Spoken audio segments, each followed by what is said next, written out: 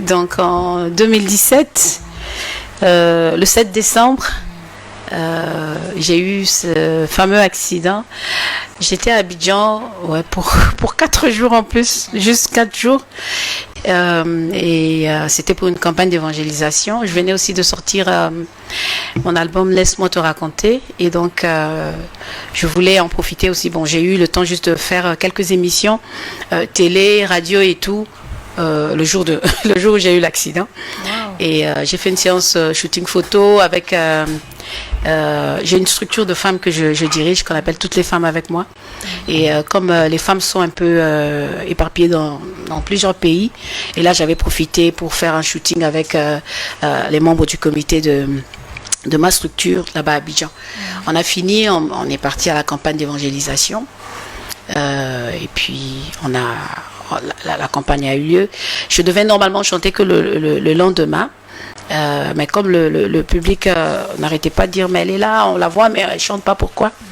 Et donc on m'a fait chanter ce jour-là aussi. Quand on a fini, on connaît les activités, hein. Quand on finit avec les activités, le temps d'aller manger ensemble et tout, l'heure passe et souvent les gens sont fatigués. Et je n'étais pas logée à Abidjan même. L'activité se tenait à Abidjan, mais moi j'étais logée à Bassam parce que il y a un hôtel à Bassam qui m'avait offert le séjour. Et donc du coup j'étais logée là-bas. Et donc on prend la route, l'autoroute pour commencer à rentrer vers Abidjan, et plutôt vers Bassam. Et c'est là que, en cours de route, on s'est tous endormis dans la voiture. Et à un moment donné, le chauffeur aussi a eu sommeil. Et il s'est endormi au volant. Et en s'endormant, il a perdu le contrôle de la voiture. Et en perdant le contrôle, on a quitté la route. J'avais pas ma ceinture de sécurité et je tire les oreilles pour ça. Il faut toujours, il faut se sécuriser quand on est en voiture et quand on est en déplacement. Et la vitre de ma glace était baissée aussi. Et donc quand on roulait, quand la voiture a quitté la route, on a fait quoi? On a fait 4 tonneaux. Wow. Et au moment où la voiture s'est soulevée, comme je portais pas ma ceinture et comme j'avais la glace qui était ouverte, et donc quand la voiture a fait ça, en se retournant, ça m'a projeté hors de la voiture en sortant par la fenêtre. Donc je suis montée très haut et quand j'atteignais le sol, j'étais brisée. Donc j'ai eu toute la colonne vertébrale brisée. J'ai eu plusieurs côtes cassées, mais surtout les vertèbres carrément broyées. Vous voyez l'image là, exactement, les voilà. Wow. Ouais. Donc carrément brisées. Et les secours arrivent. Je fais 2 jours à Abidjan, le temps d'être rapatriée. Et je suis rapatriée vers la Belgique. Et déjà avant de quitter Abidjan, quand j'arrive au premier hôpital, on a fait les premiers tests avant d'aller d'abord passer le scanner et autres. Les premiers tests, c'était d'essayer de toucher, savoir si il y a encore la sensibilité ou pas. Il faut dire que quand on m'a trouvé, j'étais sur le ventre, donc j'étais couchée sur le ventre. Et quand on m'a pris aussi pour me ramener, donc tellement j'avais mal, je ne permettais pas qu'on me retourne, en fait. Je suis restée sur le ventre comme ça. Et quand ils ont demandé à faire ces tests-là, on m'a dit on va essayer de toucher, hein, on va te toucher et tu nous dis si tu sens ou pas. Et j'ai dit d'accord. Et on était là dans cette salle.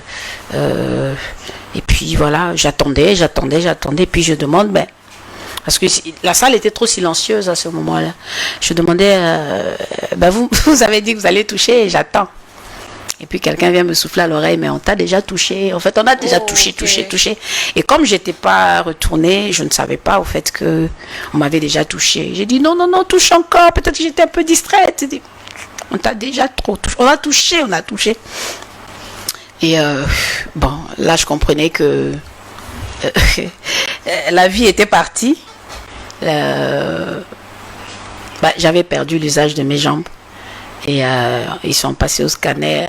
C'est là qu'on a découvert aussi que la moelle épinière était sectionnée à 90%. Il restait juste un tout petit point comme ça. Et voilà. Et on me rapatrie vers la Belgique. Plusieurs opérations.